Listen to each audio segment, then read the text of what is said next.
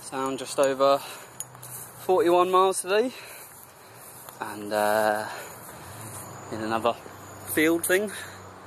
Not quite sure whose garden it is because there's a gaff there and there's a gaff there and pathway leading down there, so it could be anyone's, but I think I've picked a good corner, you know, behind that thing. You know, this is in the way, so fingers crossed, no visitors. But yeah, that's what I was thinking. I've been thinking, dangerous, I know, Ryan's been thinking, oh, what's he going to say? But malaria, right? There's a fine line in the symptoms between malaria and cycling every day. So if you look at the symptoms, like off the top of my head, fever, right, so 38 degrees and upwards. I mean, I wouldn't know if I was 38 degrees and upwards because it's always so friggin' hot anyway. Sweats, right, I sweat all day, I sweat all night. How am I supposed to tell when I've got the sweats? Chills, well, when you're sweating and you get a blast of air, it gets a bit chilly, and also the rapid temperature drop at night, once you've been sweating and then all of a sudden you're cold.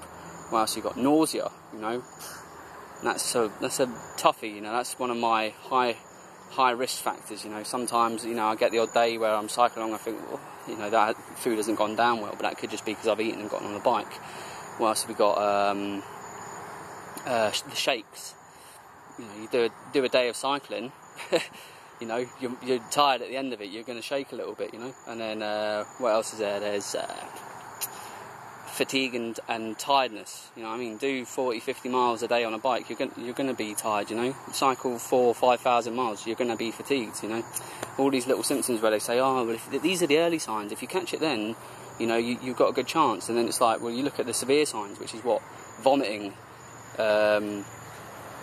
diarrhea, having a cough. It's like, I cough, but then, you know, I cough because I'm breathing in pollution all day, you know, or I've just had a spicy meal, I start coughing, you know, clearing out the lungs. It's like, it's a really hard thing to distinguish between whether I've got malaria, which I don't think I have, but, you know, you never know, because it's one of those things, it goes in a cycle, it creeps around, you know. It's like, it starts off small, it drops off, you feel fine, and then it comes back a little bit bigger, and then it drops off, you feel fine, and then eventually, you know, if you don't tackle it then, you're vomiting and your spleen's expanding, and, you know, you've got diarrhea and that, and that's classed as a crucial case, and that's when it's hard to treat.